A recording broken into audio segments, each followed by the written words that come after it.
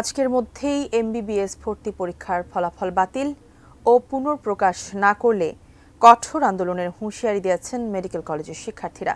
সকল শিক্ষা প্রতিষ্ঠানে মুক্তিযোদ্ধা কোটা পুরোপুরি বাতিলের দাবিও জানান তারা। তাদের সাথে একাত্মতা প্রকাশ করেছে বৈষম্য বিরোধী ছাত্র আন্দোলন।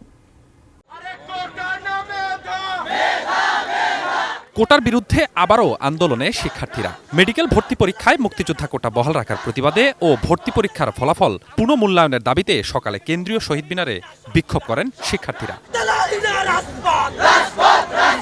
মুক্তিযোদ্ধা কোটা বাতিল করে ফলাফল পুনঃপ্রকাশের আলটিমেটাম দিয়েছেন তারা।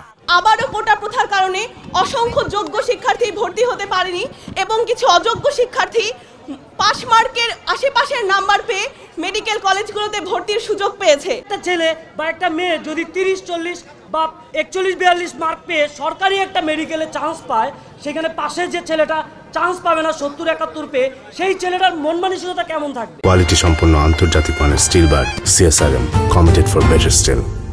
আজকের দিনের মধ্যে গতকাল প্রকাশিত মেডিকেল ভর্তি পরীক্ষার ফলাফল বাতিল করতে হবে।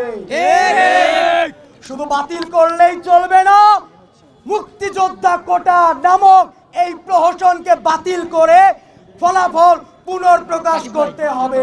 মেডিকেল শিক্ষার্থীদের সাথে একাত্মতা প্রকাশ করেন বৈষম্য বিরোধী ছাত্র আন্দোলনের কেন্দ্রীয় সমন্বয়ক মাহিন সরকার। ভর্তি পরীক্ষা ও চাকরি সহ সকল পরীক্ষা থেকে অযৌক্তিক কোটা চিরতরে বাতিলের দাবিও জানান তারা। মেডিকেলের শিক্ষার্থীরা যে প্রোগ্রাম করেছেন তাদের সাথে সংহতি প্রকাশ করছে।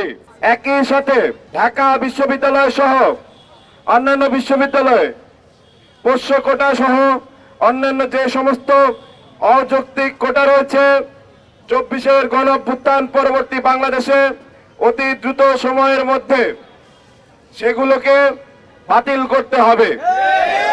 মুক্তিযোদ্ধার সন্তানদের জন্য 5%, পাহাড়ি জনগোষ্ঠীর জন্য 2% ও ক্ষুদ্র নৃগোষ্ঠীর জন্য 1% কোটা সংরক্ষিত আছে। সে অনুযায়ী রোববার মেডিকেল ফলাফল প্রকাশ করে কর্তৃপক্ষ।